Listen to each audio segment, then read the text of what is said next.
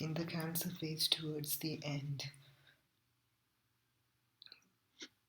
In 2002, a girl was murdered by a bunch of people who she trusted. This is her story.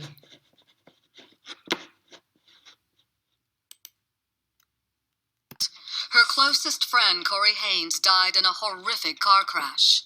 They were the classic soulmates. It was a brother-sister relationship. He was an amazing young man. The flame of happiness that once burned so brightly in Rachel's life was now snuffed out. It was truly like a transformation that was happening before.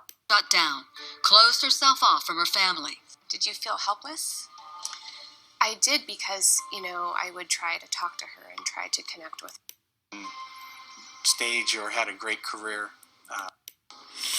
She's just so precious, such a special person, always bubbly and happy. I was the rebel rouser, and she was the good girl. I read that she was very athletic, that at 6 years old she could outshoot the boys in the basketball court. She was like a little bullet, and everybody's going, who is that girl? Rachel possessed a captivating sense of humor. Is it on? She very well could have been on stage or had a great career in that regard. Back to school, get jobs, and take care of each other. And I'm thinking, oh my gosh, I've never met this young man. I'm glad he's inspired her. This is a friendship I really would like to nourish. But Rachel's goals for a new beginning were much easier said than done. Hard as she tried, Rachel seemed obsessed with Anderson. She rekindled an on-again, off-again romance with the petty criminal. I thought, this is just a phase. A lot of teenagers go through this. She'll get out of it. But she didn't. In fact, Rachel jumped back in the fire with both feet. During an off period with Anderson, she dated one of his best friends. Rachel naively saw no harm in her actions. She was a party girl. She wanted to have fun. She wanted everybody around her to have fun. Anderson wasn't laughing, and adding fuel to his ire, perhaps in a drug-induced state of paranoia, say police, Anderson and his cohorts become convinced Rachel was passing gang secrets to her friends, including some rivals of Anderson's. Rachel was now in danger.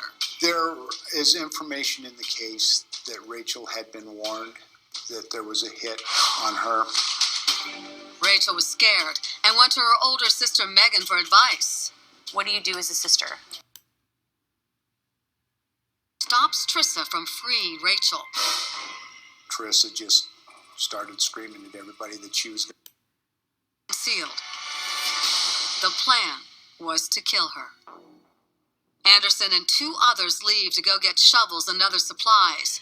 Stunningly, Maurice is ordered to stay behind and keep watch over Rachel, who is now a hostage destined for death.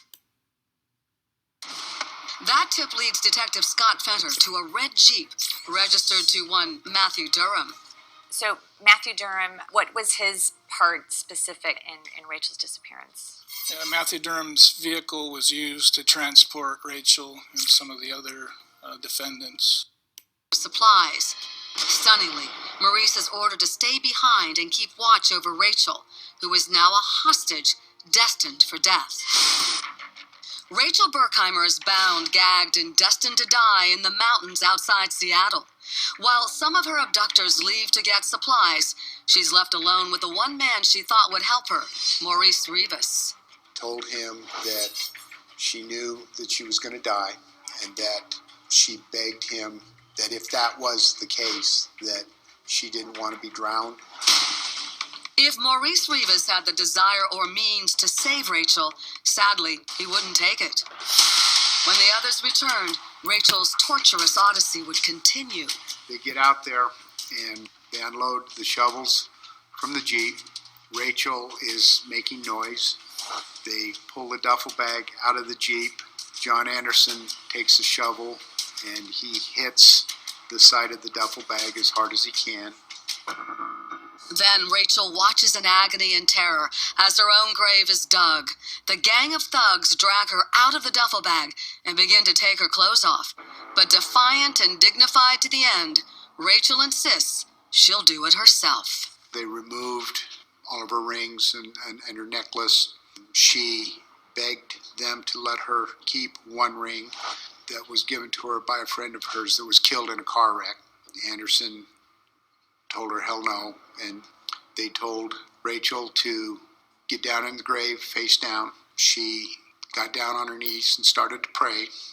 Anderson told her not to worry about it, that she'd be up there with him soon. It's crushing to imagine such a heinous death march and what Rachel endured in these final moments. But soon her living hell would be over. Okay, so she is being murdered, and this is her chart.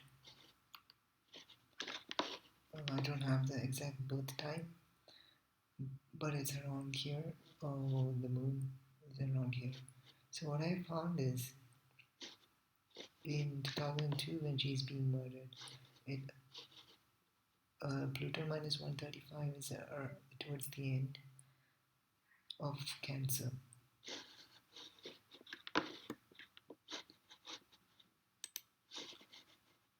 Cancer phase ends in 2002. So it's the cusp of beginning of Leo, end of Cancer.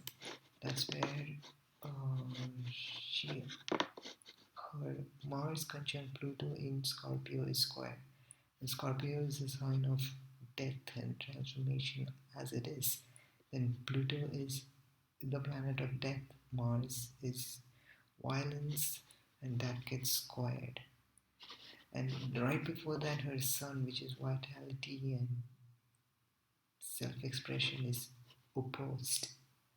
So this is the pattern that usually happens when one thing after another comes in succession. The person is not able to handle it.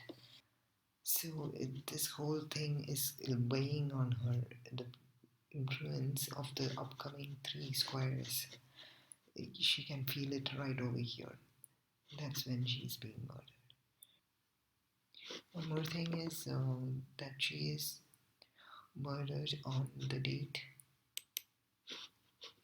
23rd September 2002, which is 5 plus 9 plus 4 reduces to 9. And her date of birth, her age is also 9. The 9th sign from Cancer.